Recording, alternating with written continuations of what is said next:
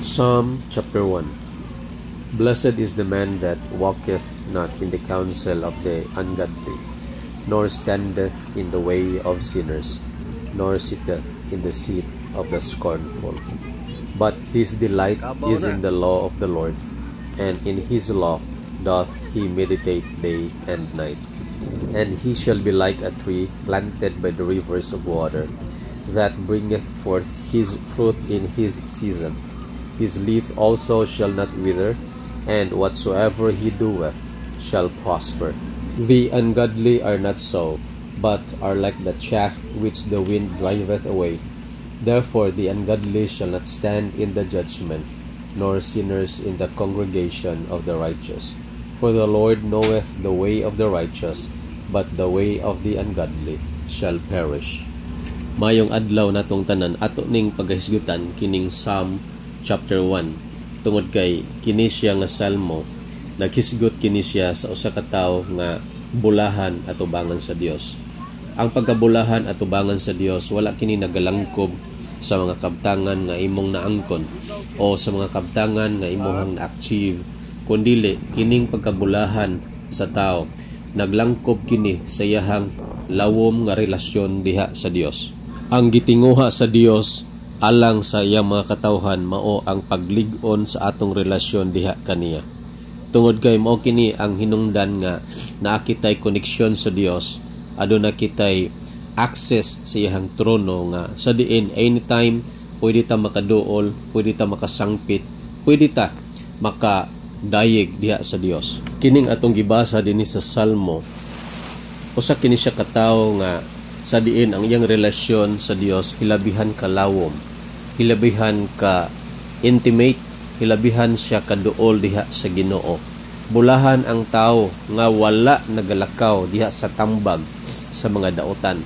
So dinhi ito makita nga kining tawhana tungod sa kalawom sa iyang relasyon sa Dios, tungod sa ka-intimate niya diha sa Dios, wala siya laing gisunod, wala siya laing giagad siyang kinabuhi, kundili ang Dios lamang.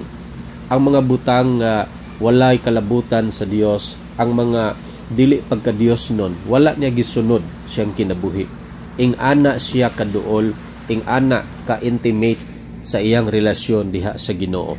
Ang pagbaton og relasyon nato diha sa Dios dili lalim igsoon, tungod kay adunay mga kalisdanan o adunay mga paglutos nga imong mahiaguman sa dihang ikaw magabaton og relasyon diha sa Ginoo, tungod kay wala kay laing sundon sa imong kinabuhi, ang Dios lamang.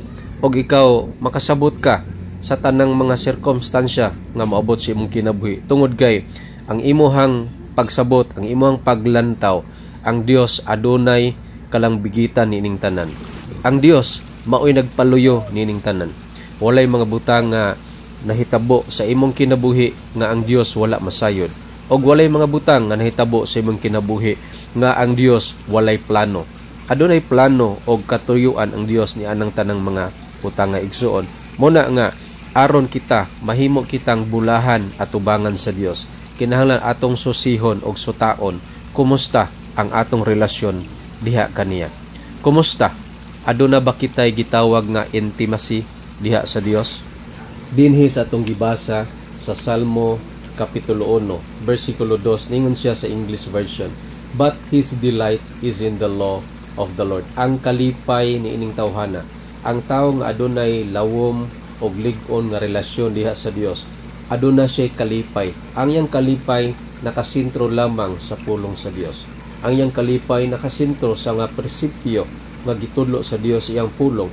Kung unsay gitudlo sa Dios, kung unsay kabubuton sa Dios, kung unsay gusto sa Dios, makita nato na sa iyang pulong, kanang mga butanga mao kana ang kalipay sa tawo nga adunay relasyon diha sa Dios.